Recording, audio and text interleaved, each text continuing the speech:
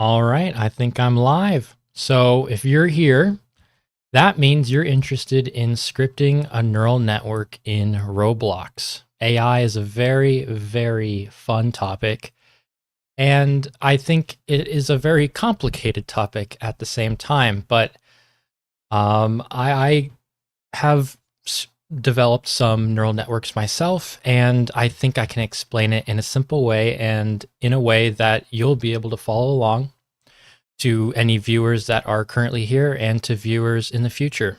So I'm just going to dive right into it. This live stream is going to be kind of more of a laid back stream, as well as one that's going to see just the interest of if people are interested in the topic of machine learning. So depending on how this live stream does, not only concurrently, but also in the future will depend on if I make more videos about machine learning. So I'm just going to create a module script, and this is going to contain our neural network. I'm just going to call it network so we don't have any confusion on what it is. And we're going to also name our table network as well, just so that we know what script we're in. Hello to all the concurrent viewers joining in. We are making a neural network today. You all can join in and follow along if you want. And how long do you think it's going to take, El King? I think it could take maybe 2 hours. That's definitely a possibility. I think it can get done by the end of this stream, though. It's going to be a simple sigmoid multi-layer perceptron. It's not going to be enterprise grade or anything, but it's going to be enough that you can actually like make it do things like play tic-tac-toe and stuff. Hopefully. We'll see though. You know, I can't promise anything because I'm going at this with no notes. So this is all pure from my head. Okay. So we're going to make this a pretty simple module script. We're going to call this, we're going to add some functions. What if you upload it on Roblox? Yeah, I think I will actually. So hopefully after this stream, you'll be able to use it as well. We're going to add a function to this network table, and it's just going to be called feed. And this table, or this function, is going to receive an input, and it's just going to be an array of numbers. So if you've ever seen what a neural network looks like on paper, they are a little weird to look at. They're just circles and lines. I'm going to pull up a picture real quick here. Let's see a good example that I'm just kind of finding here. Okay. So something like this where,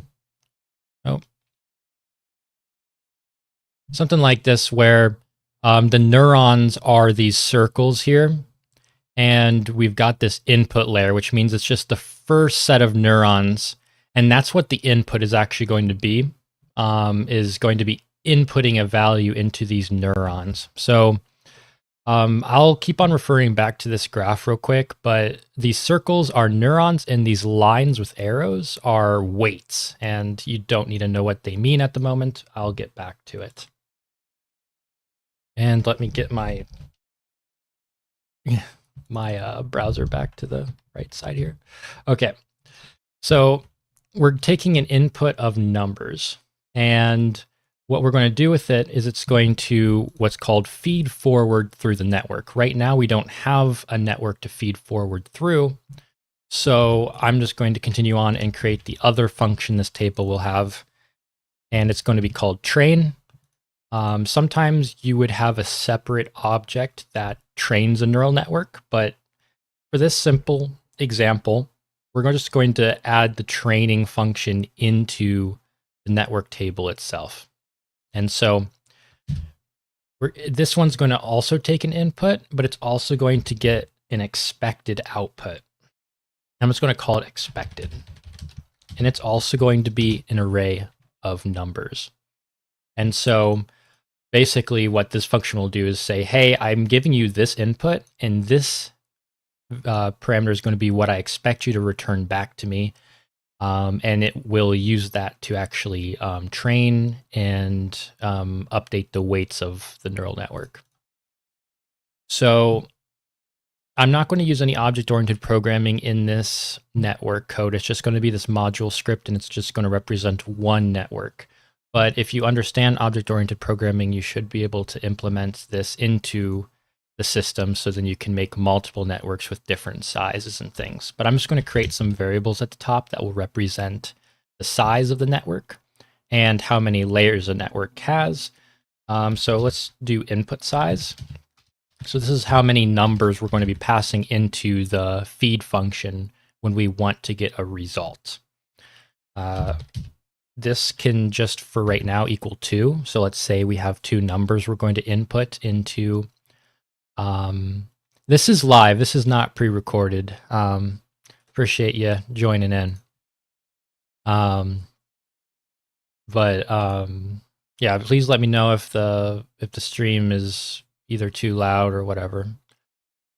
We have this input size of 2. And we're also going to, oh, perfect, thanks. And so we have the input size, and then we want how many layers. I'm actually just going to uncapitalize input there. Hidden layers, I should say, hidden layers. And it's going to be set to 1 for right now, because I'll explain more about hidden layers later, but they're a little bit more complicated than the other layers. Then we're also going to do output size. And this is going to be, for right now, set to 1. So we'll get when we feed into the network, we're going to get 1 number back. So we could get 2 or 3, and they're just going to represent how much the neurons activated in the last layer once it's fed through. So let's actually create the network itself. So I'm going to make a new table that's inside network. So it's going to be called neurons. We're just going to make a table here. This is going to represent, or actually, forgive me, we're going to call it layers. We're going to have all of our layers of the network within this table. And now let's create the input layer. Well, I'm getting ahead of myself. We need to create what a neuron is. We need to define what a neuron is. So I'm going to create, I would want to make a new module script for this to define a neuron in a different script. But for simplicity's sake, for viewership, I guess, we're going to create this all-in-one script. I'm just going to create a function. I'm going to call it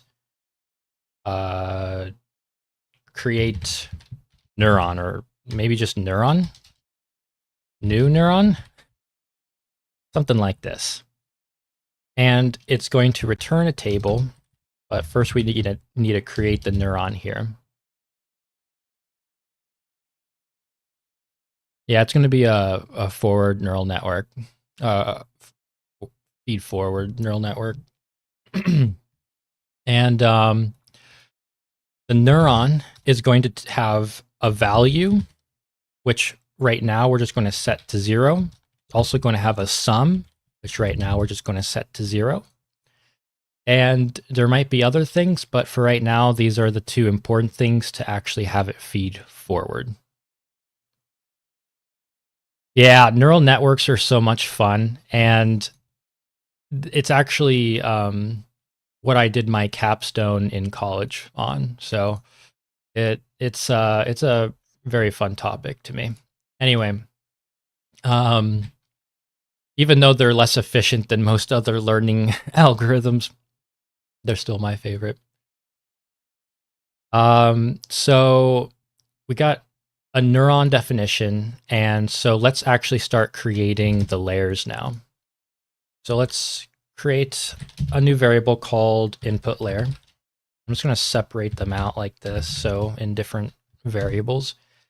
And let's do a for loop for I equals 1, and we're going to create the amount of input neurons that we want in the input layer. So that would be our input size. So all we got to do is, so I equals 1 and then input size do. So this will loop twice because input size is set to 2. And now we'll create the neurons. Local neuron equals create neuron. Or new neuron, whoops, named it that. And then we're going to insert it into the input layer. Input layer index I equals neuron.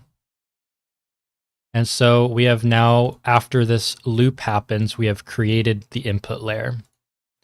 Now we're going to do our hidden layers. Our hidden layers are special layers that actually make our neural network smart. And the more layers you've got, the more it can kind of generalize data, but it makes it much harder to train. So we try to, we can't really train a humongous network in Roblox because we don't have graphics card acceleration. So we're kind of limited to smaller networks, but they can still learn a lot. But even one hidden layer can do a big difference. So we'll start with 1. And we'll just do a loop here. And let's call this, well, we don't need to create a new variable. We just need to do another for loop. So for loop I equals 1. And then this is going to loop hidden layers, which is going to loop once because hidden layers is 1, 2. And what we'll do now is create these hidden layers. And we'll create the variable, the layer, inside this loop, hidden layer. It's just going to be equal to a table. And then we're going to loop inside this loop the amount of neurons we want in this hidden layer. So with this implementation, every hidden layer will have the same amount of neurons. You can make it so that they have different sizes if you want, but from what I can tell, it doesn't make too much of a big difference on how it trains. So they're just going to be all equal size. I forgot to create a variable for it. So hidden layer size is going to just be equal to 2 right now. And again, this live stream is kind of a basis of whether people are interested in the topic. So I will get into more depth if I think there is interest, and from what I can tell, there is. So feed, or no, we're in this for loop still. We're going to create our neurons now. So for j equals 1, hidden layer size, do, and we'll create our new neuron. And we're just going to insert it into the hidden layer.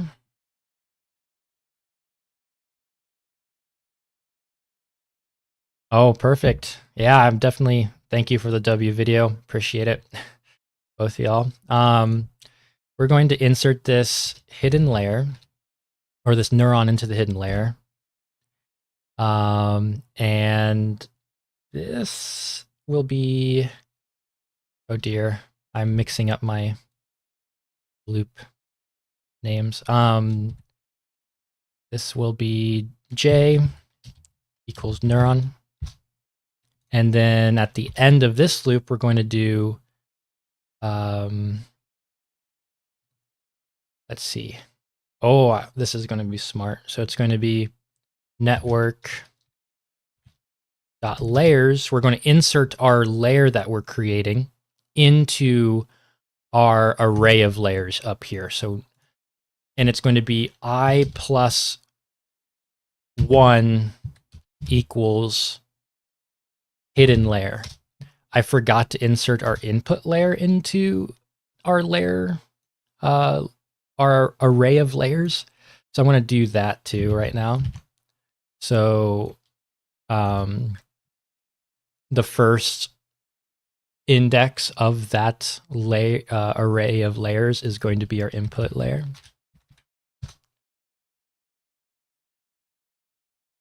Oh, true. Mr. Cube, I was thinking about that. I was like, does this look like too much that's people are gonna think it's in Scratch? I thought putting in Roblox first would help, but maybe people only see the end of the title. I was curious about that. Okay, so now that we have inputted the layers into our array of layers, all we need to do now is the output layer, which is of size 1.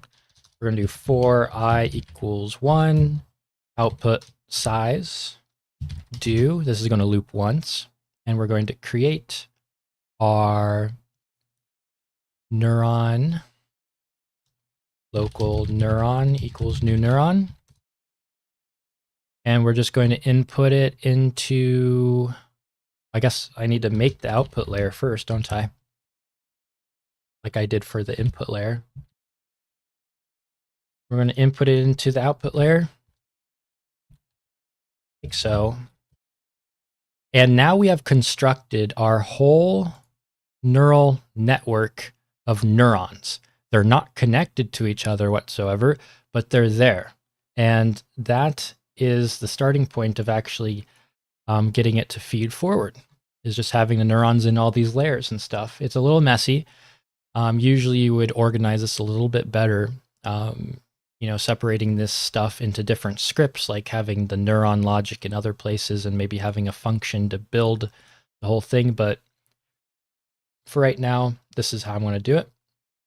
So next thing we want to do is actually connect these layers together.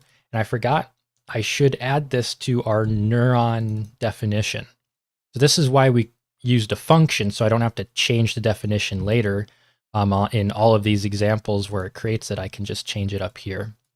I'm going to add weights, and it's going to be a table. And I'm going to go back to our photo of a neural network real quick that I brought up at the start. This isn't the same one, but it's similar. So all these lines, if you've ever seen a graph of a neural network, now this is a recurrent one, so ignore just the recurrent part of it, but the lines represent weights, and people tend to, they think it's something magical, but what a weight is just a number. And all you need to know is if this neuron has, if you look at weight 1, it should be the first of the previous layer. And if you looked at weight 2 on this neuron, it should be the second one of the previous layer. And it's the same thing for all of these other neurons. So let's say the last neuron of this layer, if we say, I want to look at weight 1, well, it's going to point to the same neuron that all the other weight ones for this layer is pointing to. So it's not anything magical. A weight is just a number, and we know which one it points to depending on the index of the number in the array. It'll make more sense once I actually implement it. So maybe I'm explaining it too much. I'm going to move this back over here. And so let's continue on. So the amount of weights a neuron has depends on how many neurons are in the previous layer. So all we got to do is loop through our layers for L equals, just loop through for L layer in iPairs network.layers. Because the layers are all of index of numbers, we can use iPairs to loop through. It's a little bit more efficient.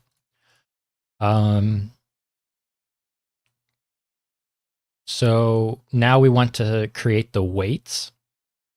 So we also want to loop through, we want to get the previous layer as well. So previous layer equals network layers L minus 1. So that should give us the previous layer. Now, if we're in the first layer, there's not going to be a previous layer. and then we don't want to do anything. So we're going to just say if previous layer, then, and we'll just continue on like this. Oh yeah, iPairs. Remember the meme iPair? Yeah, the fake iPhone. Oh, I remember that too. Those were good times. So we have the previous layer, and now if it exists, we'll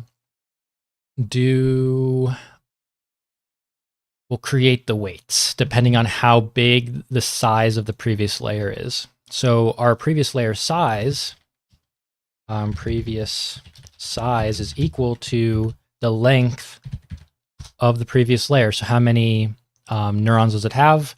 This will calculate it because they're all of number indexed. So we can just use that operator to calculate that.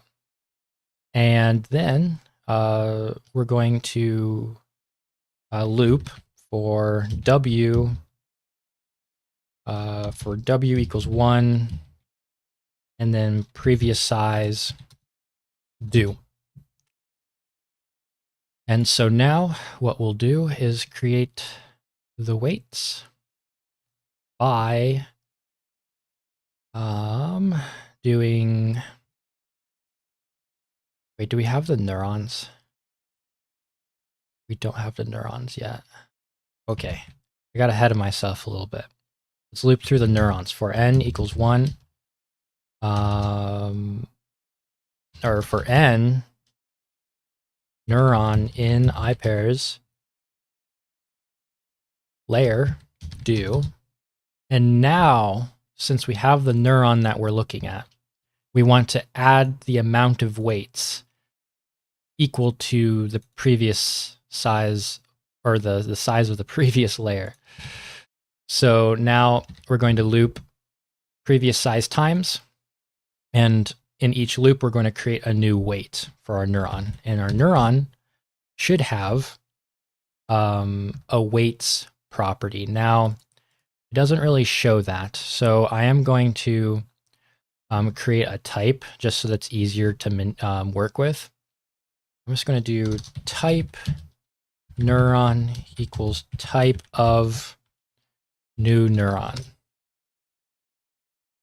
And so hopefully if I were to type declare this now as a neuron, should be able to see, oh no, didn't work. Rest in peace. Oh, do you guys see the mistake I made? Because I do. I don't know if this is needed. I forgot to return new neuron, so this whole time it wouldn't have been actually, or I wasn't returning a neuron I was creating. So now it should actually return something. Wonder if this would work now. No, I still need to type then. Darn. This should work. Yeah, there we go. I bet this will work now. Yep.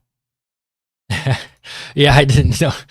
The things you do even when you've been in college for 4 years, goodness sakes. So you'll forever make mistakes, even at work. If you ever have a job in computer science, you'll make mistakes like that too, and that's why there's code reviews. Anyway, so now that we have our neuron, we just do neuron.weights, and we'll just do w, and it's just going to be equal. This is the interesting part. This is the fun part. We get to create the weights, and it's not just it can't be all the same number. It can't just be 0. It has to be a random number, and it's usually between, there's different ways to do it, but for simplicity's sake, I'm just going to do it between -1 and 1. I am going to create a random object up here so we can utilize the same random generator for everything. And also, I use the number 42 seed because it's the magic number of mathematics and computer sciences. If for some reason 42 just works. No explanation for it. No explanation for it. It's just magical. If you ever run into an issue with a random number generator, switch it to 42. Anyway. No logic behind it, by the way. Just totally superstition. Okay, so we're going to generate a number between -1 and 1. All we got to do is generate a random number first. Next number. So this is going to be between 0 and 1. We're going to multiply it by 2. So now it's going to be between the number 0 and 2. And we're going to subtract 1, which will make it between -1 and 1. Yeah, it's a very secret. So now our weights are between -1 and 1, and it's randomized. And having that non-uniformity of just having it random will allow our network to like actually learn. Because if they were all the same weights, then they'd all learn the same exact way, and then it's just not learning. You gotta have randomness to the weights. So now that we've created the weights of the neurons, I think we're ready to try to feed forward. So this first part is solely just going to make sure that when we give an input of numbers, we're going to receive an output of numbers. It's not going to be able to learn, and it's not going to be smart. It's going to be very dumb. It's going to be pure chance on what it outputs. However, that's the blocks to actually being able to train it, is having this network and being able to feed forward. We're going to use this then to train. But first we need to feed. So we'll feed the network. To feed, we're going to loop through. Well, first we'll look at the input, and we're actually going to loop through the input layer. So for N Neuron, and I'm just want to make sure, is the stream laggy at all for you guys? I see it lag on my screen, and I'm just a little nervous that it's lagging every once in a while. But anyway, Neuron equals, or for N Neuron in I pairs input layer. Since we have it all in these variables, we can just utilize them like directly like this. I don't have to loop through the layer of, or the array of layers, which is nice. So what we'll do now is we'll input, or we'll say this neuron's value is equal to the input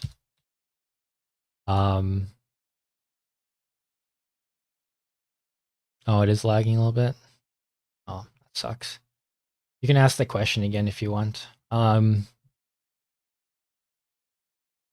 Maybe I can change something on my stream. Nope, won't let me change anything on my stream settings. I'll just continue and hopefully it will figure itself out. So I am going to say the input neuron as the value of our input. So our input layer is actually not going to do any learning itself. It's literally just taking in the input values that we feed into this function here. And so now that we've inputted it, now we can actually go through the layers itself. So for I equals 2, I'll explain why it's 2 in a second. For I equals 2, then we want the size of the network. So network.layers, so the amount of layers do. And so what we're doing is basically we're going to loop through all the layers except for the first layer. So we're going to start with the second layer until we get to the end, into the output layer. I believe we... Oh, I almost forgot to add the output layer to the array of layers, but we'll just do that now. Boom. It is added.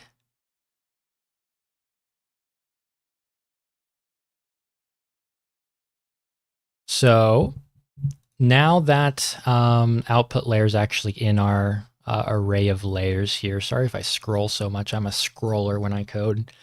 We're going to loop through the layers. And we're also going to look at the previous layer. So let me bring up the graph again of the neural network, just so that I can explain the next step of what I am trying to do. I'm bringing up the recurrent one again. Let's, I don't like recurrent. Their graphs are weird. This is better. Okay, so we're starting with layer 2. And so let's say we're looking at this one neuron at the top of the second layer here.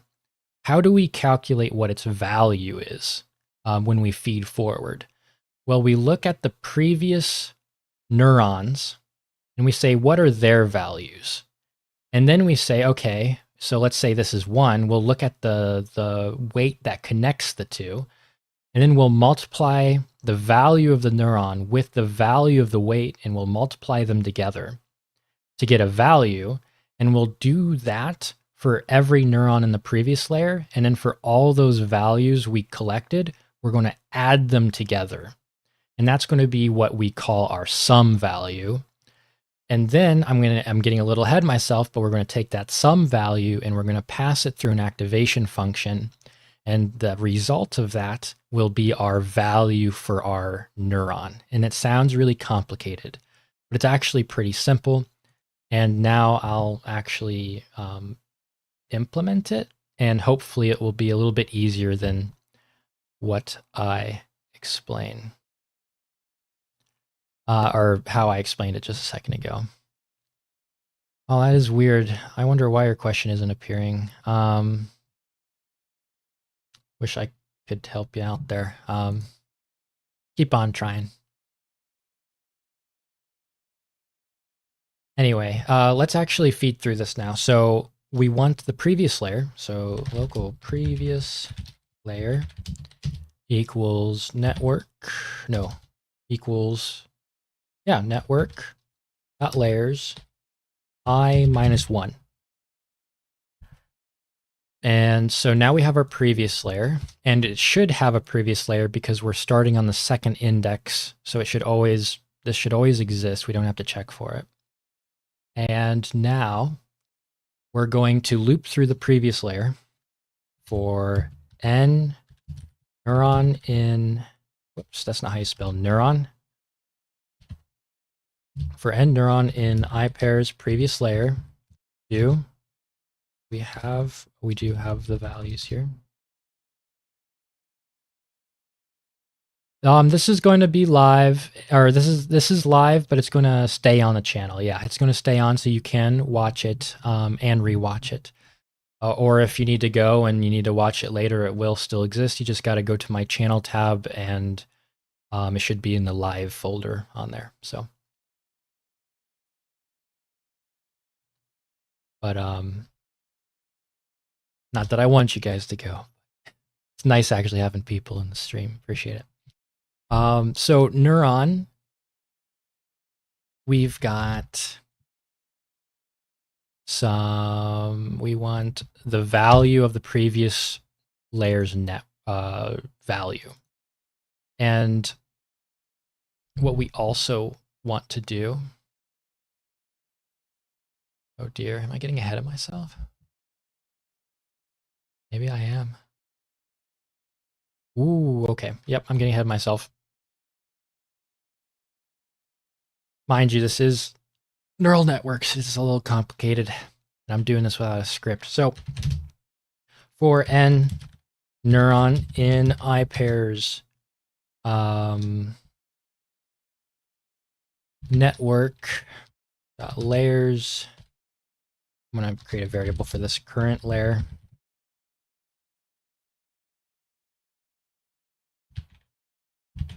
This is going to be equal to I. So we're getting our current layer. We also will be getting our previous layer. I minus 1. These should both exist.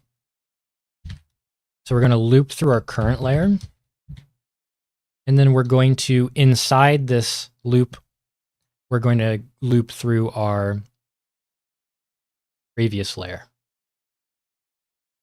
So and I'm going to just put P in front of my variable so I know it's the previous neuron and previous index. So previous neuron, P neuron equals or 4 in I pairs previous layer 2. So now we've got our neurons here.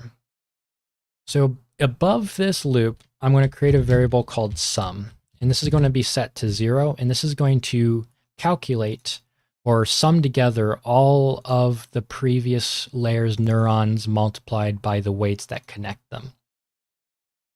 So let's actually get that value from the neuron. So our value, p-value, is equal to our previous neuron dot value, and the weight is equal to neuron dot weights, and then the previous neuron's index. So that's how we know which weight corresponds to the previous neuron.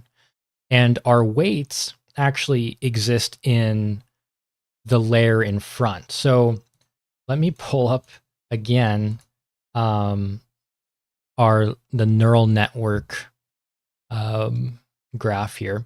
So a lot of people think that when they look at it, that these lines are owned by, like, let's say this input layer owns the lines that are connected to it. It's actually the layer in front of it that owns the weights that go behind it. So if you see a line, you look, where does it reach to the right? And that's the neuron that owns the weight. So these input neurons don't own any weights. And the output layers do own these weights here. So just a little heads up there. Some people confuse, or I think you can do both, but it's much easier with the math if you do it this way. So it's simpler. Let's say that. Let's continue on. So we have our weight, we have the previous value, and we're just going to multiply it together. We're just going to do sum plus equal p-value times weight. And this is just multiplied together, and it's added to the sum. Now we're doing that for all of the neurons in the previous layer, for each neuron, because each neuron is going to have its own weights. So we got to do this for each neuron in our current layer as well. So this is a lot of calculations going on, especially if you have a lot of neurons in each layer. And this is where a lot of our time is going to, well, the feeding is actually the easiest part of the network for calculations. It's the training that's going to take most of it, because take this and then probably make it squared or cubed worse, and it's going to take a lot of calculations, but we have some optimizations to add to help that a little bit in the future. So we now have our sum, and this is where the activation function is going to come into play.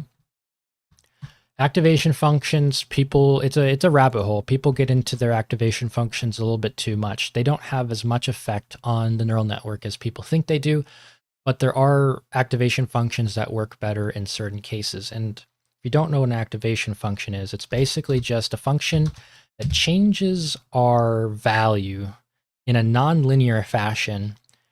And that nonlinearity is the important part for the neural network. It's calculus. I'm not going to bother explaining why it's important in neural networks, but just know it's math and it's important. If we had it linear, then the neural network won't learn as smart. If you think of a linear function, that would be like, if I receive X, I return X. That would be what's called an identity function. And there are cases for the output layer to just be a linear function, but we're going to be using our sigmoid function. If you don't know what the sigmoid function is, it's basically a function that takes a value and then returns a value from 0 to 1. The smaller the value, so if it's a negative number, it's probably going to be close to 0. And if it's a million or higher, it's probably going to be close to 1. And so it's a nonlinear. It's called a squishification function. Let me pull it up real quick to show you guys what it looks like on a graph. Sigmoid function.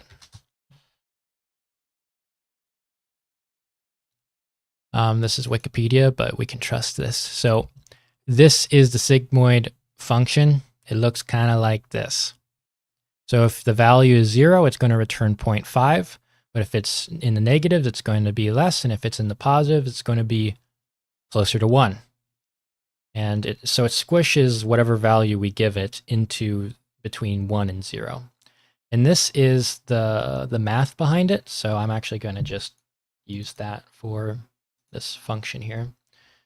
So give me 1 second as I move tabs again.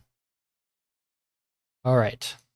So given x, we're going to return 1 divided by, we're going to do parentheses, and then it's going to be 1 plus math dot exp, and we're going to give it negative x into this. So it's a little complicated, but this is the sigmoid function, and this is what will return between 0 and 1 given any input.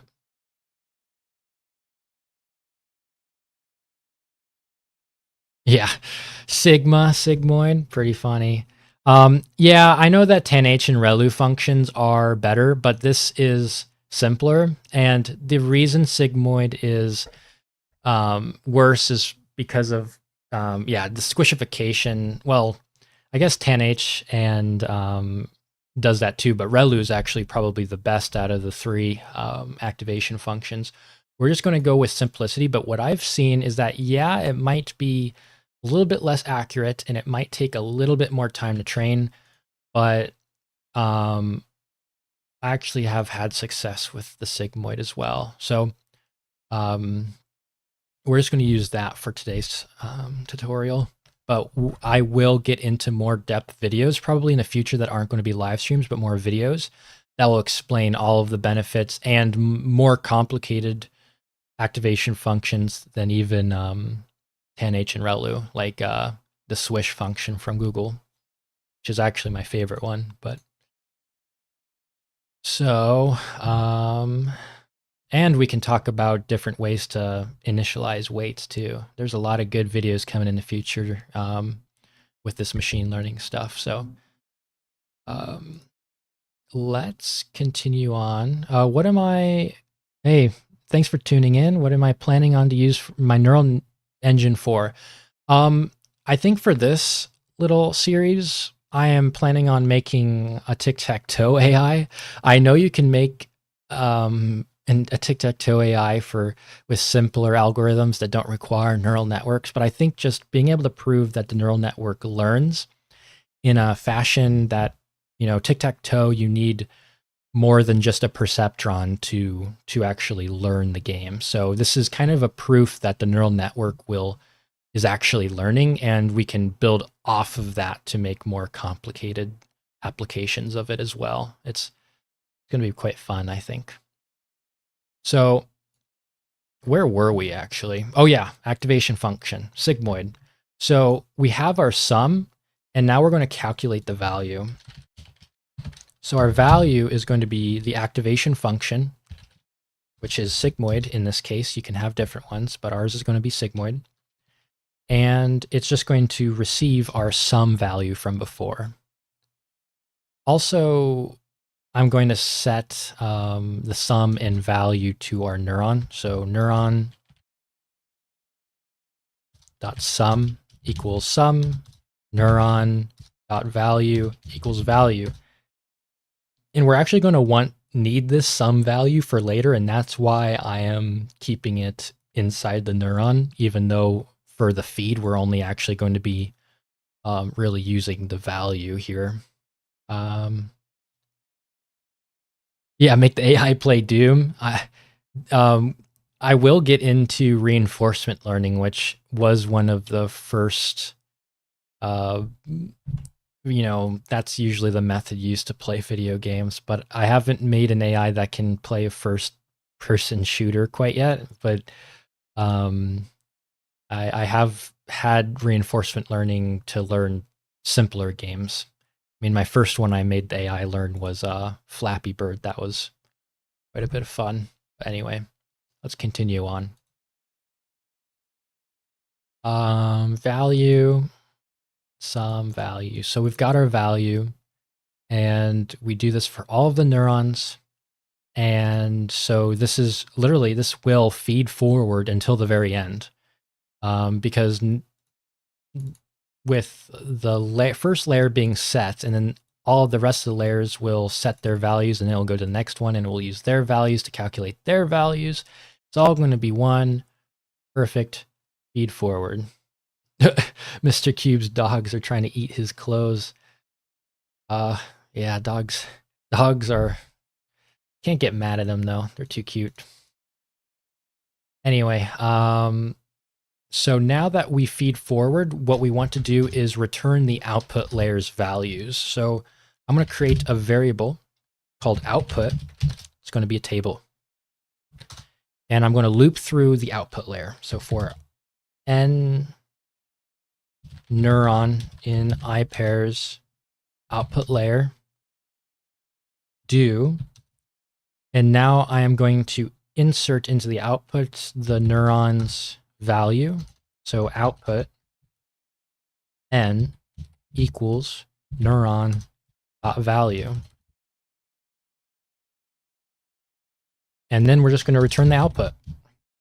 So I have coded a lot without testing a thing. I have very low expectations that this will just work. There's probably some bugs in here that I can't see. And we're going to test it now, and we're going to see all the errors that pop up. I am not perfect. I am far from it. And let's just say that if your code works the first time, literally anything, if your code works the first time, something's actually wrong and it just didn't error, and you'll find it later. So I'm going to create a script. It's going to be inside server script service. Yeah, I need to make an AI that makes videos. Wouldn't that be awesome? I think they already do that, but I don't recommend it. It's ruining the quality of YouTube here.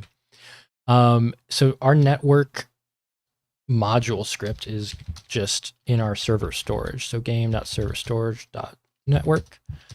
And, it might just break there because I didn't test even creating the, I'm going to print out network real quick. I'm going to run this real quick and see what happens.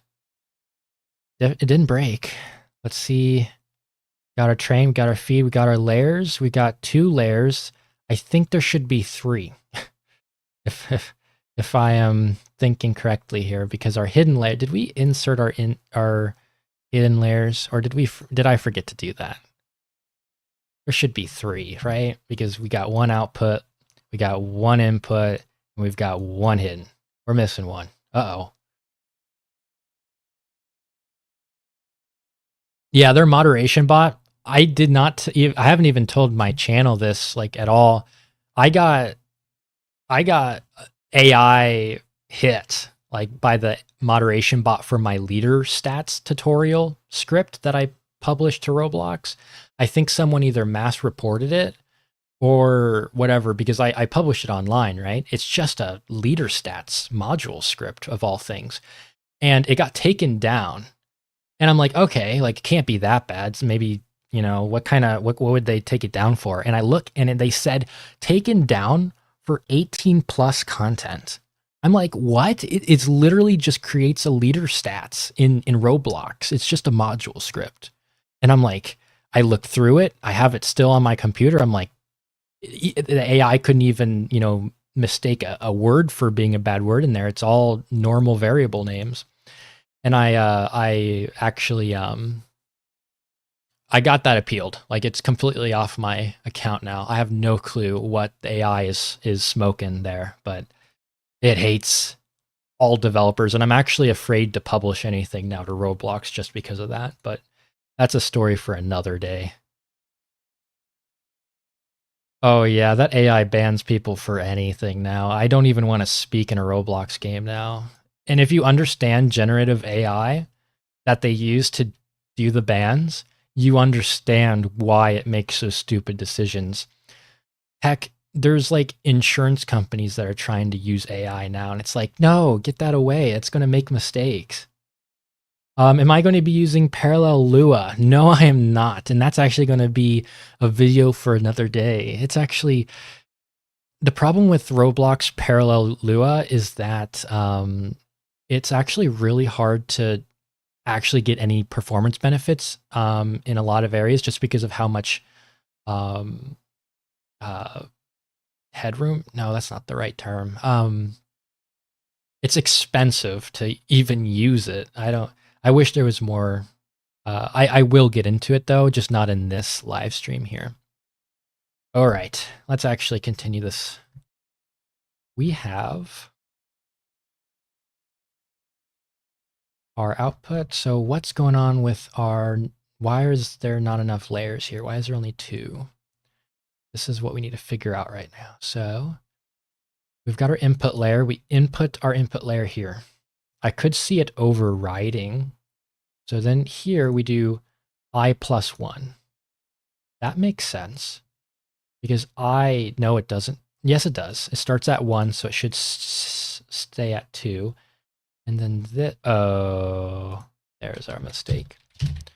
So I made a dumb decision to set it to, you know, it takes the size of how many layers there are, and then it was setting the output layer to that. So if there was 2 layers already in there, it was setting our output layer to the second index, which overwrites the hidden layer that was in that index already. So just need to add 1 to that value. And now we should have 3 layers outputting.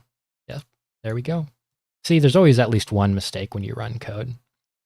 But now let's actually test the feed forward code. Print network feed. I can't remember what notation I used for the functions. I did dot notation. Okay. Or yeah, dot notation. So we're going to feed and we're going to give it an input. Roblox GPT, yes, we should. Maybe I'll actually get to generative AI. I'm actually touching the subject myself right now. I haven't even made a dumb one yet, but there's a possibility. I'm learning transformers right now. That's video on that maybe in a long future, but it's a very complicated topic. That's why people who work with AI for work get paid a lot of money. Anyway, so we're going to feed just random values for right now. So let's just feed a 1 and a 0. I think we said 2 input values, so it needs 2 numbers. Yep, input size is 2. So we're going to give it 2 numbers as an input. And it should output an array that only contains 1 number. Let's try it. Yippee! And it's actually a value that does make sense for our use case here. So Transformers like Optimus Prime, yeah, I wish they were as cool as that. Transformers are really just they using numbers and math, you can position things with similar meanings closer to each other. And so then it gives an AI a better sense of meaning of words because it relates words to one another and uses math to do so, which is very cool. Yep. Feeding nonsense to AI sounds like my friend speaking with brain rot. Yeah, so true. I mean, literally, AIs are just brain rot math calculations. Like, I swear you talk to an AI and it's like talking to a 4-year-old sometimes. Like, how many R's are in strawberry? There's 1. No, there's not. Okay, there's 10. It's like, AI, you know nothing. And if you understand how they work, you'd understand why they have trouble with that. It's not the AI's fault. It's the people who make them. Anyway, or really, it's the people that expect it to be able to be used to do that. So it's feeding, it's doing good. I forgot to add one thing. What I forgot was the bias neuron. So if you've ever seen, I don't think these, yeah, this doesn't show a bias neuron, but every layer is going to have an extra neuron that doesn't have any weights behind it. So like, let's say a new neuron is put at the top here. It's not going to have any weights behind it, but it will have weights from the layer in front of it connecting to it. And the value of this biased neuron will always be 1, and then only the weight will have any influence on the return of what that value is. So how do we do that? Some people might create an extra neuron in the layer. That's actually overcomplicating things. What I like to do is just create a new thing called bias inside the neuron. And I would recommend giving some randomness to this as well, just like the weights. So if we look back at how we do the weights, we calculate it through this, which returns a number between -1 and 1. So yeah, Mr. Cube, if you ask ChatGPT the strawberry question, I think it's because so many people have asked it now, and they've made sure that it actually answers that, because I think that's a notorious question that got some jokes online at one point. And the AI developers over there like to fix any memes that are made from their AI, but it's forced training in a way. So I'm going to create a new function, and it's going to be called generate weight. And this is just going to return a value between 1 or -1 and 1 using what we were using before to create weights, just so that I can use this in multiple places without having to copy and paste this. We also want to return this as well. Boom. And I'm going to go back to where that was, and we're going to use it to generate the weights here. As well as inside each neuron, we're going to get a bias that's going to also use this generate weight. Now, you wouldn't normally use the same function to generate the weights of the bias and of the weights itself. This tutorial is just how we're going to do it. Wow, got a lot of people in here. Welcome to the stream, everyone. Love to have you. So new neuron now has a bias. Now we're going to implement that bias in our feed function, which we weren't doing before. So it's actually just going to be added to the sum. So after this loop, when we added all the values to the sum, we're going to add one more value to this sum. And it's going to be, we're going to add the value of, sorry, as I blank for a second there, neuron, no. What am I thinking? What am I thinking, guys? I'm thinking, yeah, neuron.bias. I think that's right. I'm doing this from my head. Do I make streams on other platforms? No, I don't. It's just this platform currently. Man, it's actually kind of funny when you say, oh, welcome everyone to the stream. People just tend to just run away. I should not do that. So neuron.value. So now we have our sum, and we add it. We added the bias to the sum. That's all we needed to do. That's it. So now let's press play again, and we should get a different answer. Yeah, it's a little bit different. So that should work. Yeah, people run away when you say hi. It's kind of funny. I think people on YouTube are so used to normal videos that when they get called out on stream, they're like, oh my gosh, can they see me? And it's like, no, I can't see you guys unless you chat. I love when you guys chat.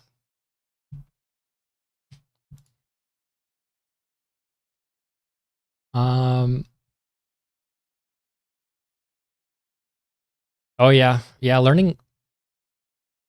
Here's the thing, guys, is learning Lua is it's actually harder than it should be because there's so many videos out there that overcomplicate things. I learned Lua from literally reading the Lua handbook. That's where I learned Lua from. And I learned from scratch, and now I understand. There were so many things I was so confused about back then.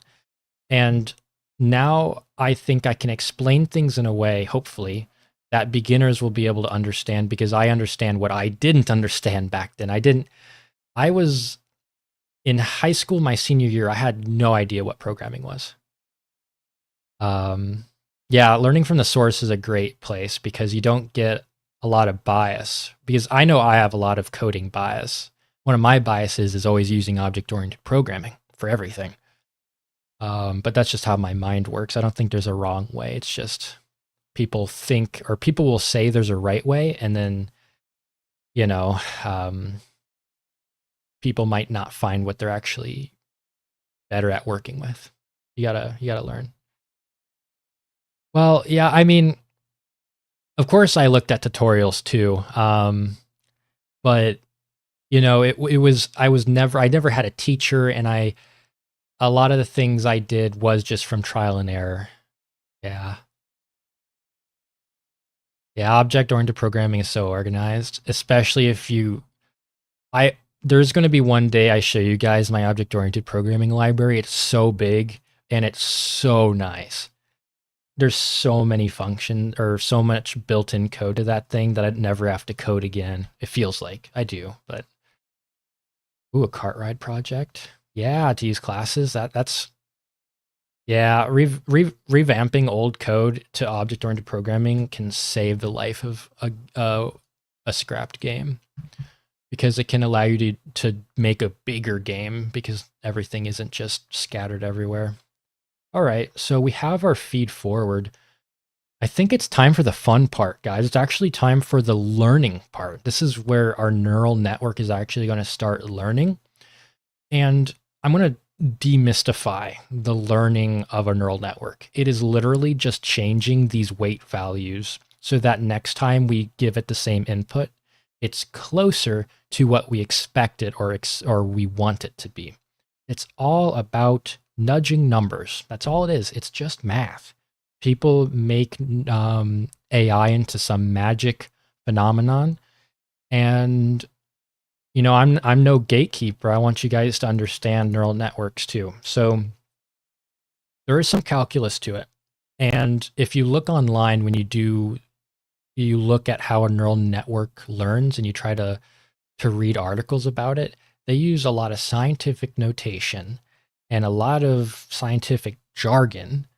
It's not helpful, and it took me forever to be able to read those things. I had no one helping me with that. Not even my professor wanted to help me with machine learning. He was not the nicest person, but I digress. So let's get into how we actually trained the neural network. So the first thing we're actually going to want to do is use our feed function. We're going to take the input and we're going to feed it into the neural network. And we're going to take that output. We want to use that output for our training. So what we'll do is do network.feed. We're going to give it the input. And then we'll compare it to our expected. So let me give you an example real quick of what we're going to do and what we're going to expect. So let's say we want to train the network so that if we give it the input 1 and 0, we expect 0 back. Right now it's giving us 5.8704. So hopefully after it trains, next time I give it 1, 0, it will return a value that's closer to 0. That's what we're hoping to get in the end. So let me give that back the feed.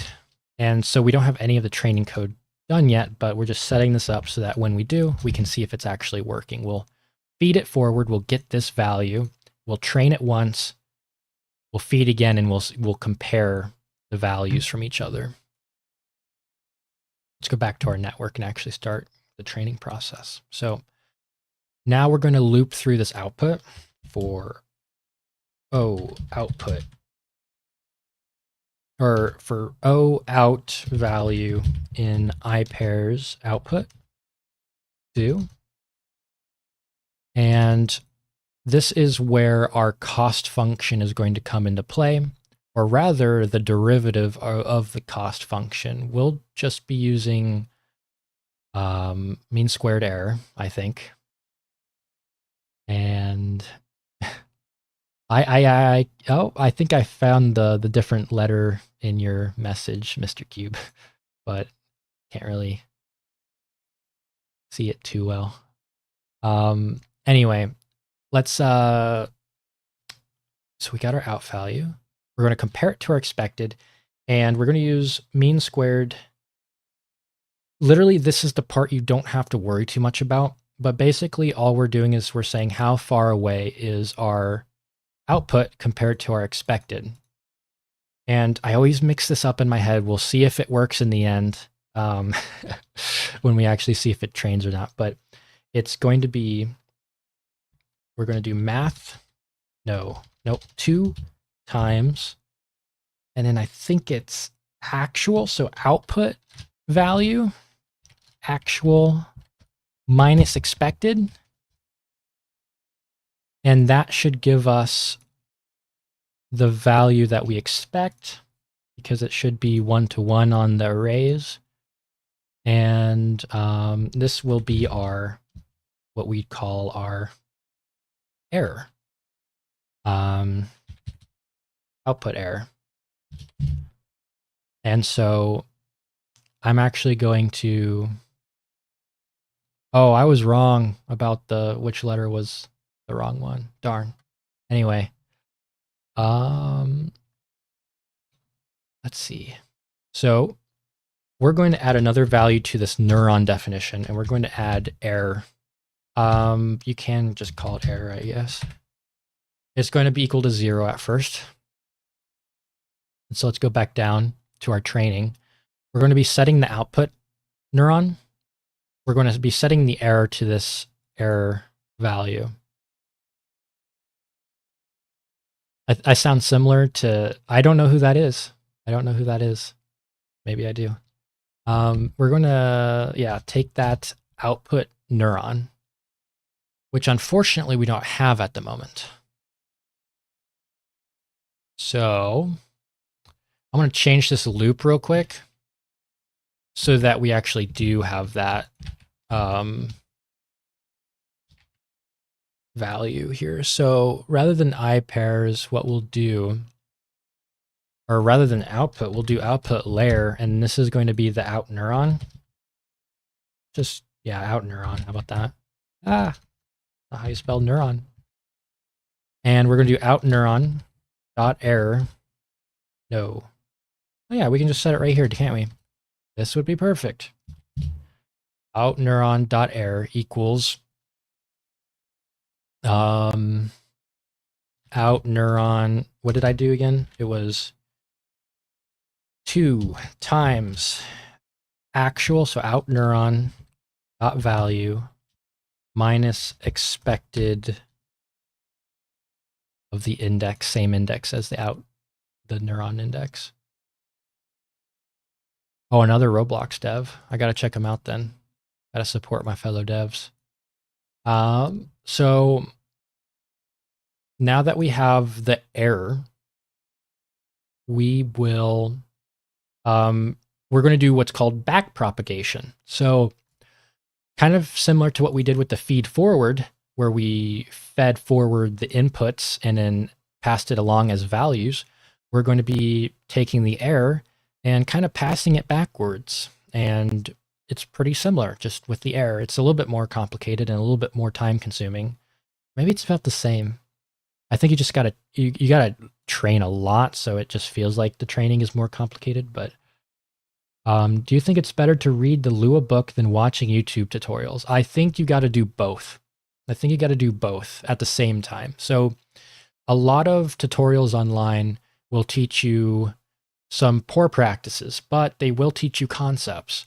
I think what you should do is learn concepts from the YouTube videos and then go out and see how, if the Lua handbook has those topics like meta tables, there is so much more in-depth information you can find there. So start out with YouTube videos and then go to the Lua handbook and see if you can learn even more. And the Lua handbook is basically what you should follow in terms of standards. There are some outdated information in there. And it, the Lua handbook doesn't have Lua U stuff. So look at Lua U guidelines as well. But just remember that if anyone tells you the way you code is wrong, that's not necessarily true. There's no wrong way to code. There's just more efficient and less efficient ways. And how efficient a coding style works with you differs per person. So find what works best with you. Now, if you have to work with a team, you kind of have to follow what the team agrees with. That's just a thing. You're going to experience that with work. You gotta work with others. But if you're just coding by yourself, code however you want. I could not care less, and you shouldn't either. But with concepts and stuff, Lua book is the best way to. I think the Lua book, if you don't know a concept, it's really hard to learn from the Lua book purely, because it will talk in a way that you're like, wow, I've never heard of this, and it's talking like I already know it. So what I'd go, like I said before, look at videos on the topic, then go back to the Lua book and kind of just look at it at the same time. All right, I digressed a little bit. So output value dot error 2 times our how far away the expected value was from our value.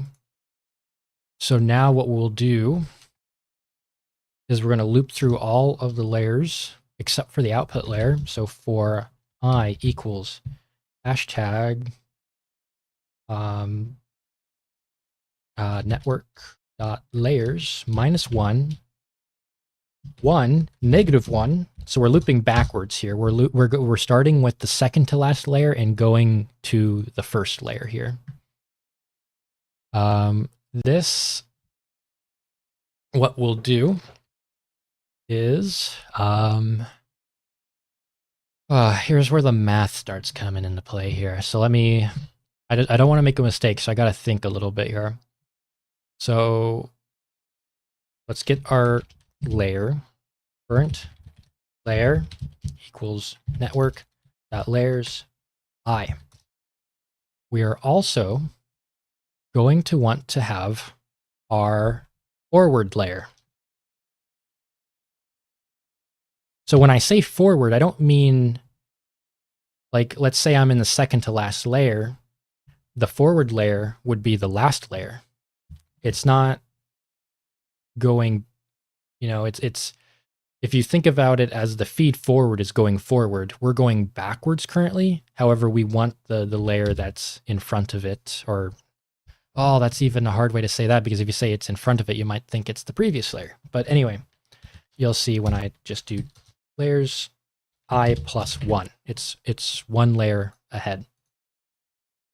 Math is the best thing invented. So true. It's crazy that math allows us to do things like this. Like, my grandpa thinks AI is magic, like literal witchcraft. And I have to tell him, no, it's just calculus, Gramps. It's just calculus. And it's not even much calculus too. So now that we have both layers, we want to forward or back propagate the error. And this is where I kind of have to look at some notes I have down. So this is the only thing that I can't remember off the top of my head half the time, is how we calculate these values. And so I'm going to explain it in the simplest terms as I can and not use the science jargon I have down here. But so with the error, right now we're only calculating the error of the neurons. And to calculate the error, we have to look at the forward layer. So we're going to, well, first, I need to calm down a little bit. Can't go to the forward layer yet. We're going to look at each layer or each neuron of our current layer. So for n neuron in iPair's current layer, do. And then for each of these neurons, we're going to loop through our forward layer of neurons. So for Fn, which is going to be representative forward neuron, F neuron equals in iPair's forward layer. Do. And now we're looping through each forward neuron for each neuron. And so our neuron's error should be set to 0 here so that we don't accidentally like accumulate errors over each training example. Right now, I'm just going to be showing you guys how to do what's called stochastic gradient descent, where you change the values of the weights for every training example. There's methods where you take all of the training examples you have, calculating numbers for each one, and then changing the weights only once. So like, let's say you have 1,000 examples and you loop through the 1,000 examples. That would be updating the weights only once, where stochastic, which is what I'm going to show you guys, would be updating the weights 1,000 times if you have 1,000 examples to train through. Isn't calculus part of math? Yeah, calculus is a part of math, and usually you either get it your freshman year of college or your senior year of high school, depending on, and you might even get it sooner if you're accelerated in school here in America, but I don't know where you guys are located, but that's how it is here. I had calculus my senior year of high school and I hated it. I'm actually not a math person, so I can confirm to you guys that machine learning isn't too much about math. But really, I'm doing the math here, but I'm doing it in a coding sense. So, yeah, I don't know. It kind of, once you figure out how to code math, you start looking at math not the same way anymore. It's kind of nice. I don't work with numbers anymore. Or not too much, let's just say that. So we have our forward neuron, and what we want to do with this forward neuron is we want to take the error of that forward neuron. I'm just going to call it forward error equals forward neuron dot error, just so that we know what we're working with here. And then we want our, let's see, we want the value, we want the sum of our forward neuron.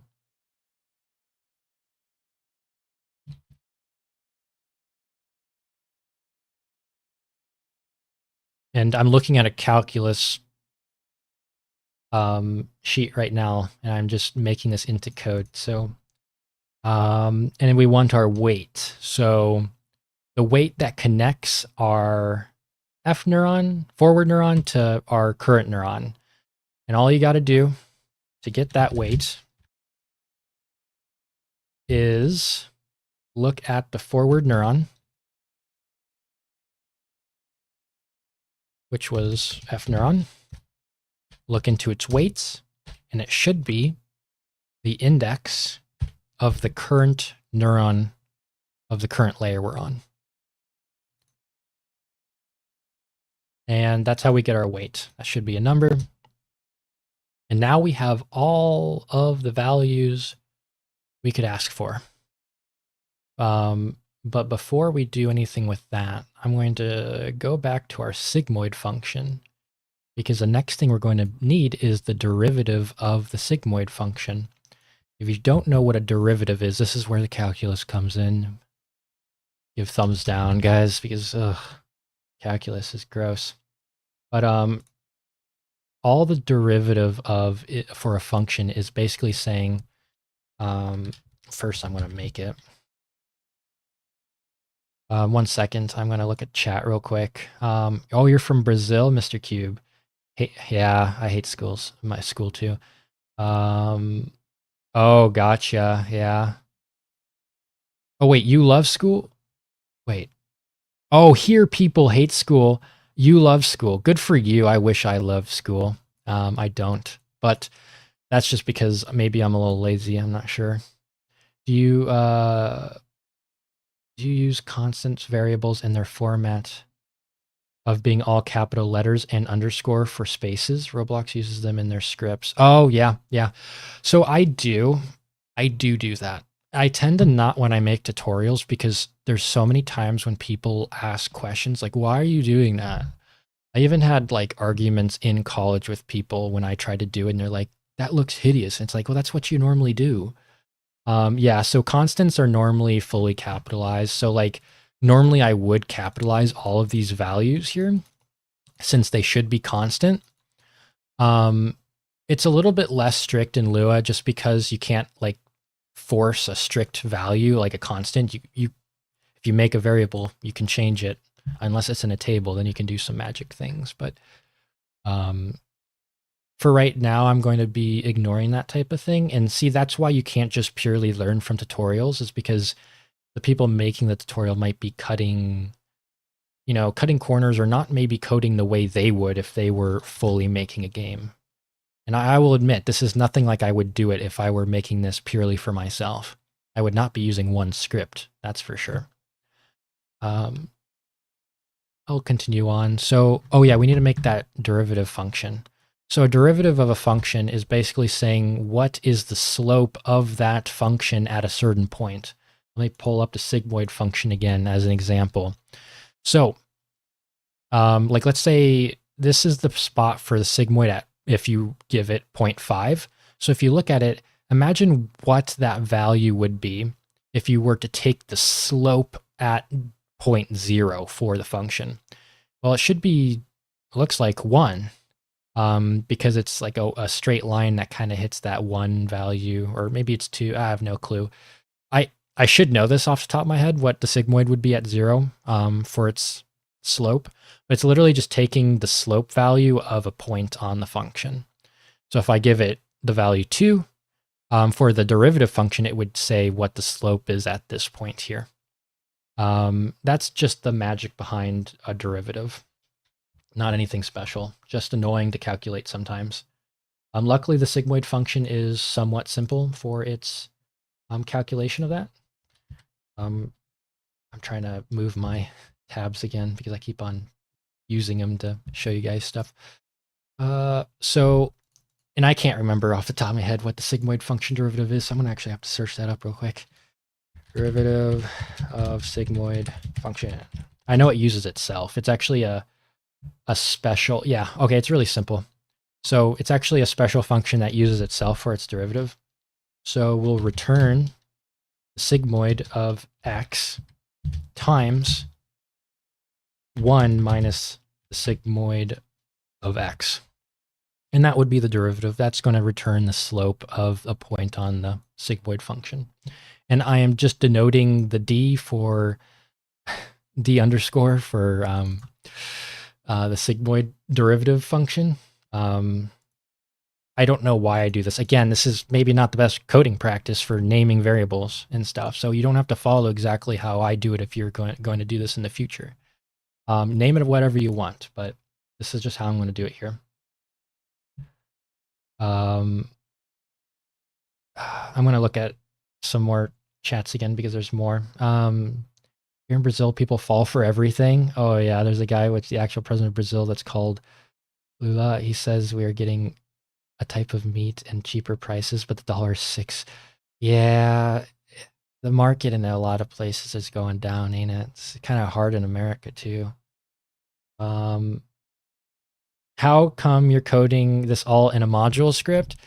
Just so that if Well, first of all, so I can access the network easily from anywhere. So multiple places could use the network, like feed into it and get an output. And then secondly, I'm only doing it in one module script for the sake of the tutorial, so people don't get confused on code they can't see. It's much easier because I'm the one creating it right now, but some people might get confused if they don't see code and something's magically happening with a function call. I'm just putting it all into one for that reason. Yeah, ignoring my name. I am just MrModuleScript. I love module scripts.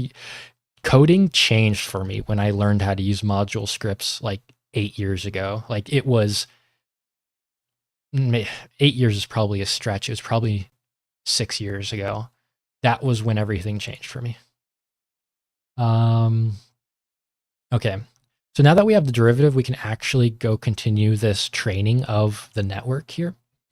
What can we do here? So we need let me pull back up the math behind this again. So we're calculating the error.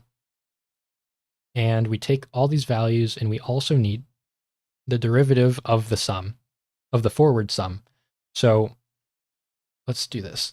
Local error, local error equals, Roblox changed how keywords work if they're used in variable names. Before, like if you just do error, it turns blue.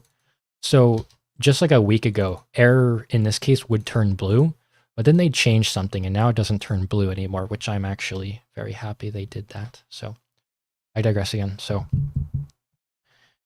the error is equal to our weight times the derivative of the sigmoid of our forward sum multiplied by our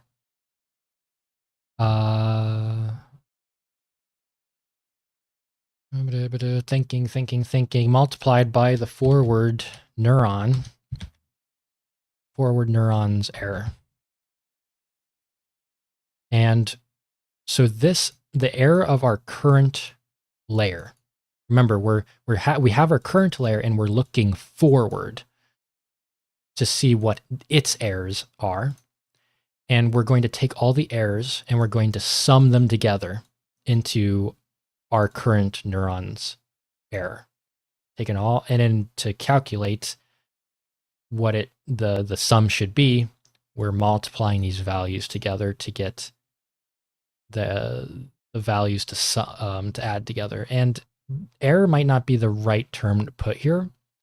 I'm gonna call it error sum. I don't know. It's like one piece of the error, right? It's not the error. It's one piece of it. So I'm gonna call it sum to error, because we're gonna add it to the sum, or sum it to the error. And so, yeah, now all we got to do is add it together. So let's do that. Plus equal sum to error. Oh, I should do that inside here. Duh. So yeah, now this should go through all of the layers and it should calculate all of the errors for our neurons. Now, calculating the error is actually only one piece of the puzzle. We need to calculate some more things, unfortunately. And the way I'm doing this is actually not the most efficient, because I'm going to pass through all the layers again through a for loop. But this is the simplest way I can show you guys what's going on. So this part of the piece is calculating neuron error. This one is calculating output neuron errors. So this one calculates the errors for the output neurons. This one's calculating the error for all of the rest of the neurons. And now we're going to loop through and calculate the deltas for the weight values. So like what we need to change the weights by to make it learn. And this is where the magic is actually going to happen, because this is just another building block for us. So we're going to loop through this again for I equals, but this time we're going to start from the very beginning. 1. So we're going to start from the last layer and go to the first layer. And now we will start calculating our deltas. This requires more math, but it'll be represented in code mostly. Let me think of what's the next step. So we're going to loop through our for n neuron in let's get our layer first. Current layer equals network layers I for n neuron in I pairs current layer do. Okay. Now we have our current layer neurons. And let me pull this back up. All right. So what we want is current layer. Ooh, we have our error. So let's bring that in. Neuron.error. We need to calculate two other values here. What we need to calculate is the derivative of the sigmoid of the sum of our neuron.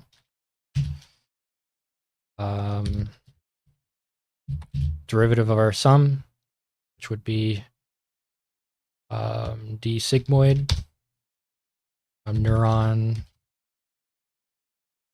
dot sum, and then oh dear, Mr. Cube in the chat, Duolingo asked me to do your Spanish lesson. Yeah, you're doomed, dude. You got to do that quick, otherwise he's gonna get you. Thought he was dead though. Did he come back to life? I remember seeing him dead on my phone. I tried to learn Japanese. It didn't really work out.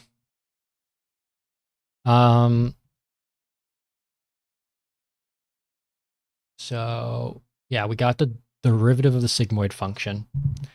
And then the last value we need is the weight. The weight. Wait, no, not the weight. What am I talking about? What am I talking about? I need the activation of the weight that we want to change. So now I said that very confusingly. What we're going to do is we're going to loop through our neurons' weights. So for W, weight in I pair neuron.weights. And now this weight is what we want to update. So right now it's whatever was randomly generated from -1 to 1. And we have our error, we have the derivative of the sum of the neuron. What we want is we want to go to our, look at the neuron that is connected to this weight in the previous layer. So we're going to want to pull in the previous layer, first of all. This actually only needs to go to the second to last layer because the input layer doesn't have any weights to it. So I'm going to change that 1 to a 2 here. The previous layer is equal to network.layers I minus 1, I think. Yep. And so now what we want to do is we want to get the neuron that is connected to this weight that should be in the previous layer, which is the one closer to the input layer, if you think about it that way.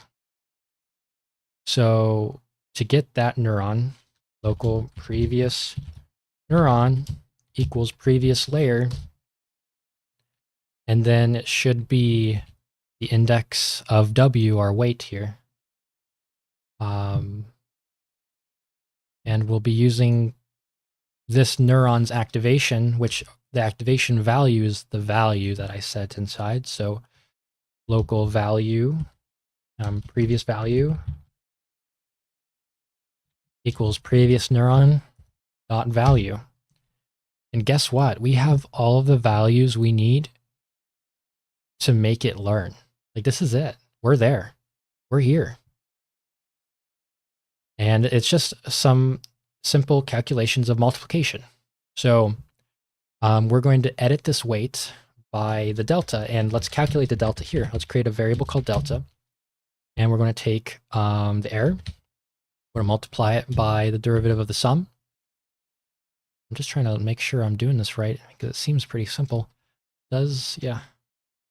Derivative of the sum, and it's also going to be multiplied by our previous value. And that's our delta. That's what we're changing the weight by right here. So this, in mathematical terms, is the gradient of our cost function. Basically, it's saying this is what we should change this value of the weight so that we go down in cost. And cost is what we would consider how strong or how good a neural network is, or how close it is to being correct. So the greater the cost, the farther away the neural network is from being correct. So if we go down the gradient of the cost function, we are essentially saying, hey, we want to edit these values so that next time the cost will be lower. And it's just a mathematical calculation. Pretty awesome. Oh yeah, did your duo lesson? That was quick. Good job. Now the owl won't get you. Delta. Yeah, I think Duolingo is going to kidnap my parents pretty soon here. I haven't done my lesson in like 2 years. So we have our delta now. So what we'll do is we'll do neuron.weights, index W minus equals delta. We want to go down the slope. We want to go down because we want to lower the cost. So we're subtracting. We're subtracting the delta, and that should do it. Now, we haven't changed the bias yet, but luckily the bias uses these two values here. It's pretty similar, just without the activation or the previous value. We don't need this one. We don't need this variable here. So below the weights, we'll just do neuron.bias minus equals. Well, let's actually create a variable called bias delta. Have it equal to derivative of the sum times, or whoops, I want to do it the same way I did before, at least in order. And we're just going to do that. That's the bias delta. Will we be using native code generation? No, I don't use code generation at all. It really actually, I found negatively impacts how fast I write code if I try to use code generation. It's not good for me for some reason. I don't know. To each their own, but I think a lot of people will start using code they don't understand, and then they'll run into bugs they don't know how to fix because they don't even know what their code is necessarily doing. I might use code generation for like one-line things, but definitely not more than that. So hopefully this should actually be training. So a lot of times a neural network, well, I think almost all the time, a neural network will have what's called a learning rate. And basically it's just a value that determines how much we want to change the weights per learning example. If you have the learning rate too high, the weights will jump around too much for the neural network to actually find a good pattern. And if it's too small, you might get into what's called a local minima, where the cost function if it tries to edit the weights at all, it's not, it can't change it enough for it to actually get better, and it only performs worse. So then it just gets kind of stuck in place. Some people might think that if you just lower it and if you train it enough times, it will eventually get to the same spot. And that's just not true. It's really hard to know what the learning rate should be. And that's why there's algorithms to like have it automatically generated and automatically changed throughout the training time using math so that you don't have to worry about it too much. A good example is just to set it to 0.01. That is a fun fact. That is, delta is the fourth letter of the Greek alphabet. Thank you, Mr. Cube, for that fun fact of the day.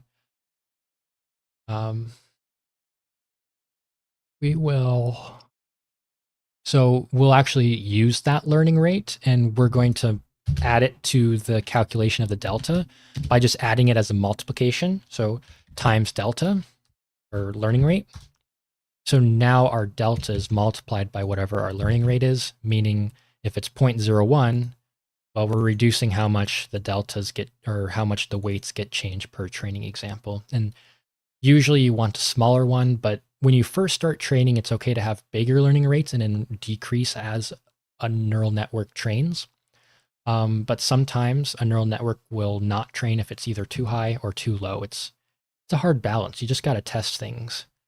Sometimes it's really hard to tell if your neural network code is just incorrect or if it's just the wrong learning rate and other things. So let's actually see if this trains a little bit. So moment of truth, I'm expecting an error of some kind. Like I said, if it works the first time, that means it didn't error, but there's something wrong, and you'll figure it out sooner or later. So let's test it. Did I print it all? Did I not print? I thought I printed. Oh, I didn't print. Am I a fool? How did I not think about that? Well, hopefully that's the one thing that was wrong. So remember, the first value is the untrained network, and we only sent it through the training example once. So the change should be very, very minuscule. And if you remember what the script said, is it said for the same input, I want to be closer to the value 0. So I'm hoping that in this table here, this value will be closer to 0 than this one. Let's see. Moment of truth, guys. Yeah, look at that. So it went down like 0.0015. It did go closer to 0. So let's like loop this like 100 or 1,000 times for I equals 1,000. Do. And man, the moment of truth and everyone just leaves. That's crazy. That's crazy. They're just waiting for it to see if it worked. Or I equals, well, it should be 1,000. Do. And we'll train it 1,000 times, and let's see what the network says now. It is now very close, much closer to 0. And let's do something else. Let's add some, let's make it 10,000 times. And let's also add a test example. So I'm gonna make this testing script a little bit more intricate. So let's make a function called print out. And we're gonna put the prints in here for our feed function. And then we're going to do function train. I guess we have, no, we do want a function for this train network. We're going to do this, and we're just going to place this in here. And then in this loop, we'll do train network. And we're going to call feed or print out here before and after. And I'm also going to make a little indicator of which is which here using this print statement. Yep, neural network. It's pretty fun stuff. I created the whole thing so far on stream, so you can go back if you want, or just keep watching till the end here and watch later, but created this all on stream. It's pretty fun. Pretty simple, by the way, but like it's a simple neural network, though I don't think any neural network is entirely simple, but we're just testing it to make sure that the training function is working correctly right now. So let's add some more examples. So let's say we want to see what happens when we get the value 0 and 1 instead of 1 and 0. And let's say we want that to equal 1. Let's see how it does. So initially we get 2 kind of random values. Yeah, no problem. You can save the stream. It's going to be up forever. So use this if you ever want to create a neural network. Again, like I said, it's about going to take me 2 hours like I thought it was going to. Yeah, still going crazy. And so our first value is, yeah, close to 0. Like we said, we wanted to nudge the network to 0 for this input. And the other input we gave it, we wanted to nudge it, the return value to 1, which it's close to 1. Look at that. It's learning. But this isn't proof yet that it's learning completely correctly. So this is something that a perceptron can learn. And a perceptron is the simplest neural network possible. And that is 2 layers, an input and an output layer. And it can only learn linear classification. This right now is is solvable by linear classification.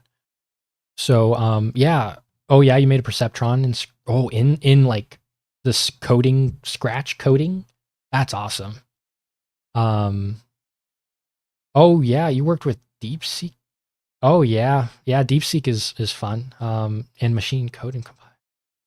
Wow. Oh, Salmon Fish, did you hear about my drop last night about using magnetic switches as both binary and having doubling? The more matches neural separation. That's crazy. No, I didn't hear about that before, but so let's see if this, so here's the thing. This can be solved by a linear classification. Let's give it an example that it can't be taught or learned by linear classification so that we know that our hidden layers are actually doing work. So that it actually can learn something like tic-tac-toe, for example, because tic-tac-toe can't be learned in a linear classification. Let's give it, all we need is 4 examples.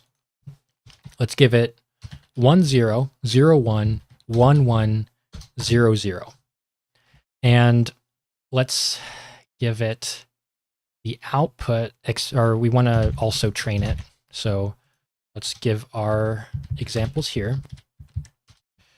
It's kind of hard to explain what this would look like on a 2D graph, but basically I'm saying, I really want to show you guys. Maybe I will in a second, but let's get this through. So basically what I want to do is I want to make it so that you can't just draw a line and separate the 2 classes, which if you consider a 1 and a 0, it returning being the class this input should be a part of, you want to make it so that a line can't change it or separate the 2. So in this case, we would want 0 0 and 1 1 to be the same. And we would want 1 0 and 0 1 to be the same.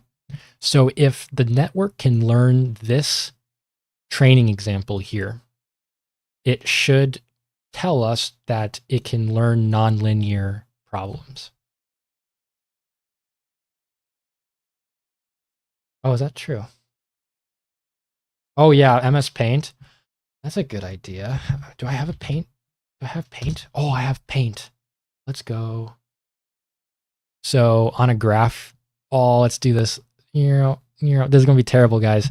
So let's say I have 1 point here, 1 point here, and then, well, I already made a mistake. Let's say we have 2 values of the same class here. Like, let's say I want these 2 points to return 1, and I want these 2 points here to return 0. And you can't use a line to separate these two different colors, because if you try to separate it one way, there's going to be one on the wrong side. So it's going to have to, the linear function is going to have to do something like this, or the calculation, the neural network is going to do something like this, where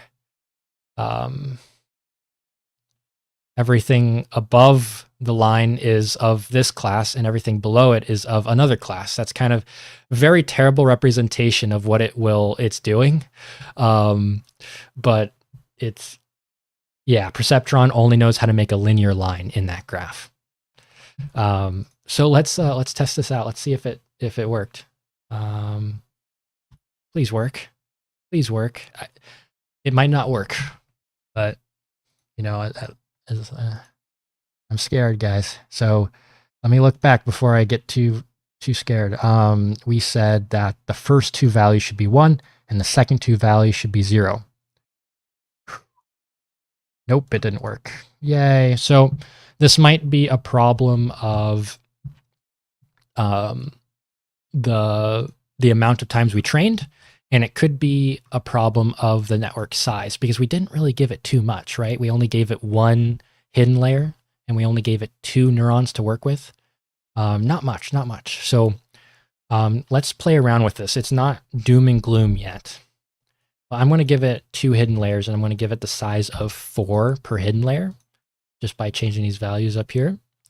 And let's see if that changed anything. So I'm just going to look again at these values. Something's wrong with this. This doesn't seem right. I don't know. Yeah, I did something wrong, guys. There's something wrong. Oh, goody. It's bug fixing time. So it's not learning. Well, let's try training it more. We're not doom and gloom 100% yet. Let's train it here. This is what you get when you don't have code already made. I might have to do another stream where I correct what I did wrong here.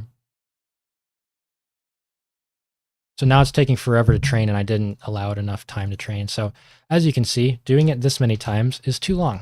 Let's try it this many times. Yeah, thanks in the chat. Oh, that's different. That's different, guys. That is different. That's the right values, right? Yeah, it's supposed to be 1s. Okay.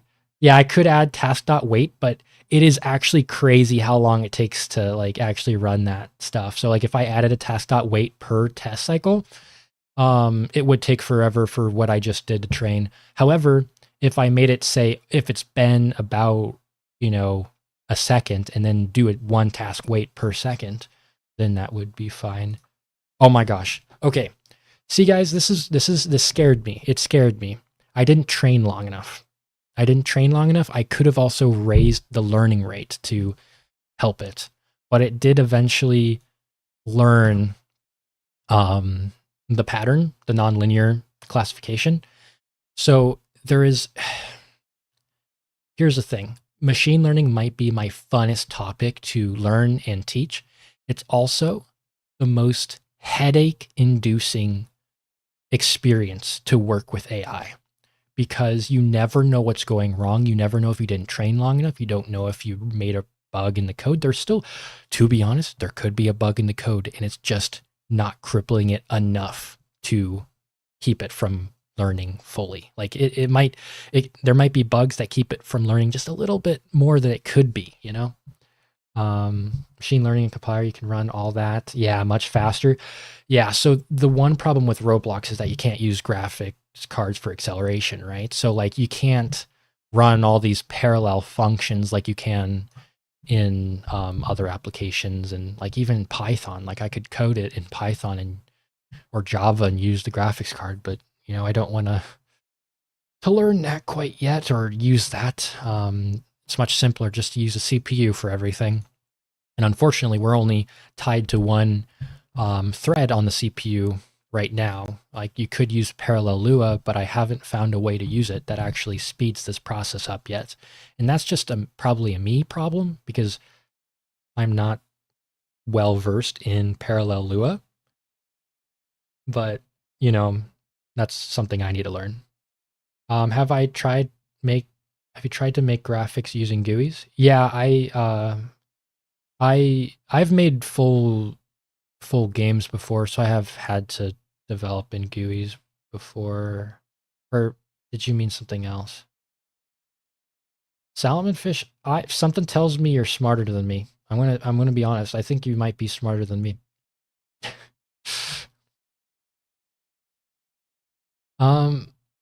Yeah, so we kind of hit the 2-hour mark, and I do live in an apartment, so my neighbors are probably hating me right now for talking.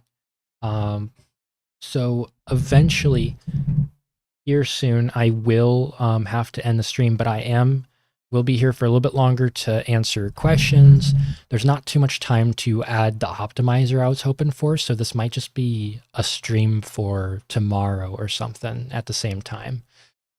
Because there's more topics I want to get into, optimizers, weight optimization, stuff like that.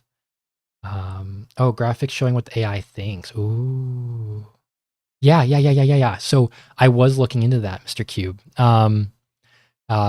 Yeah, so like you can see how strong weights are and see what's getting activated. And then, yeah, I was thinking of using a GUI to represent it. I haven't done it yet, but I was thinking of it. I will, now that you say that, it makes me want to do that again. Yeah, I'm just, is it cursed to say it? Yeah, I'm just a chill guy. Just chill. While we're here, I can at least go over, if no one has any like questions or anything they want to ask. Where do I start, or where do you start learning neural networks? Okay, this is actually a perfect question. So, you know, I went over a lot of just the functionality, right? This is how you make it. I tried to explain, what the concepts were as much as I could during the time, but there are definitely places to learn that are better than what I could do. So, let me show you, let me make sure I'm not like showing you guys anything on the screen that I shouldn't. I don't want to like dox myself or anything. I don't think so. I think we're good. So, if you go to the channel, 3 blue, 1 brown, this is where I first learned all about neural networks. He has a whole videos on. So this is actually where I was pulling some of the code from. I was just looking at this calculations here to write some of my code in this stream. So this is the weight delta, by the way. This is the error calculation right here, but I digress again. So he starts with chapter 1, just explaining what a neural network is. And I recommend you going into that and watching it. And when I first watched it, I had no clue what was going on. But that's the thing, you got to start somewhere. So you watch it, you kind of understand what's going on. And what you got to do is you start with perceptrons. You first kind of learn what a neural network is, but first go into perceptrons. I have a perceptron video on my channel as well, but it doesn't go as in depth as I wish it could. But you start with perceptrons because it's the easiest neural network to make, and you just make a little true and false neural network. It's pretty.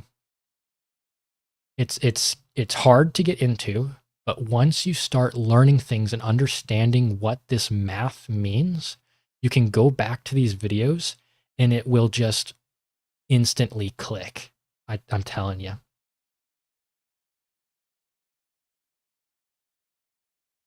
Yeah.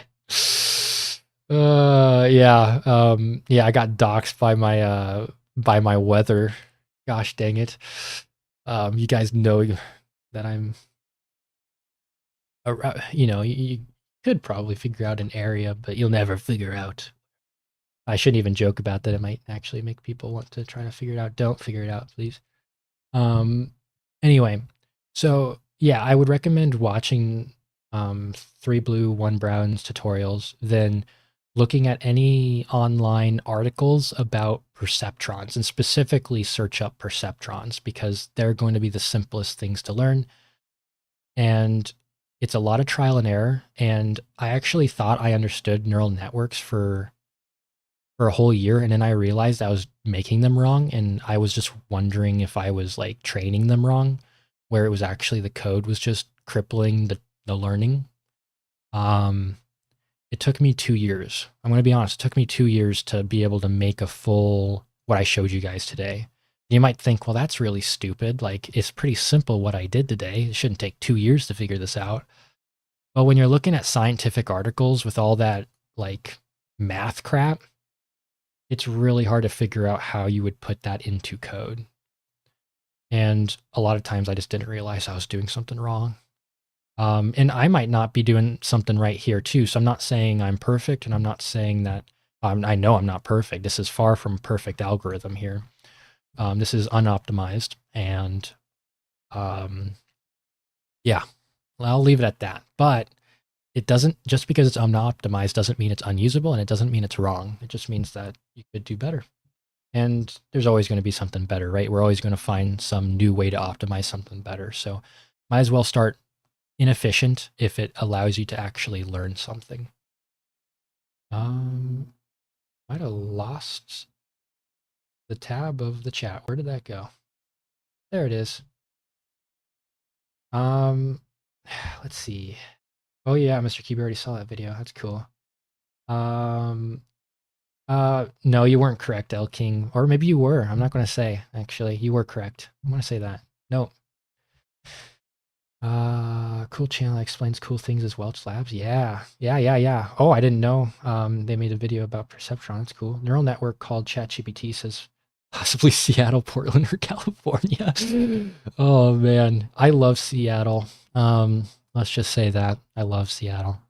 Math looks so intimidating. It does. It's so intimidating. It's just trial and error, guys. You got to keep on trying. You got to keep on seeing if it learns, and if it does, pat yourself on the back and keep on learning. And the best time to learn is right now. The sooner you learn this, the sooner you'll be able to master it. You got to start. You got to start somewhere. And I am trying to be the push to get interest into the area, especially in Roblox. There's actually a lot of people that use neural networks in games. They have there's a lot of code in Roblox already for neural networks. It's just that people keep it to themselves. There is one popular neural network library on the developer forums, and it's a little complicated. They also use object-oriented programming, which is good for organization, but it's terrible for performance. And I'm a object-oriented programming guy. Like, that's what I do, but networks need a lot of optimized efficiency, and using metatables slows down property indexing by almost 100 times, or almost 2 times. So you'll take twice as long to train a neural network using object-oriented programming. And if it takes 30 minutes to train a neural network, well, then now it will take an hour with an object-oriented programming one. Wow, you guys are talking a lot. I was looking away. What program do you use to show the messages we send? Oh, I'm using Streamlabs. So yeah, I just took the easy way to just plop it in. Like, I had to do almost no integration at all. I just gave them access to my YouTube channel, which was kind of scary. And then they just add that as a component that you can add to the video. Misspell at line 102. Oh no, you're right.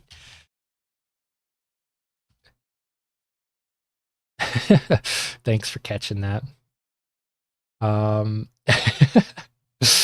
There you go. We fixed it. Thank you for calling that out. Yeah, thanks for calling that out. And I've always wanted to do streams where it's more like talking about programming. Like, I know people really just want to see something be made. And I don't want to just purely talk. I would of course code during it, but I do want to start making more discussion on programming. And yeah, you guys are funny in the chat. You guys are hilarious. But yeah, I'm gonna be streaming more often and hopefully having it scheduled so you guys can see like when I plan on doing it. Any last questions before we wrap this up? Because the neural networks learning, I don't have enough time to really show anything else. Otherwise, I hope you guys liked the video or live stream, I should say. Hopefully I wasn't too much of a klutz throughout the whole thing, and I hope to see you guys back again, even if you didn't make it to the live stream and are watching it at a later point. Yeah. Farewell, guys. Really appreciate it.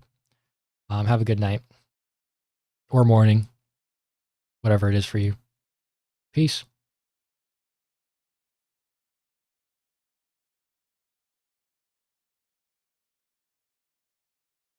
Oh, before I leave, yeah, I'll make a poll for next stream ideas. That's it. See ya.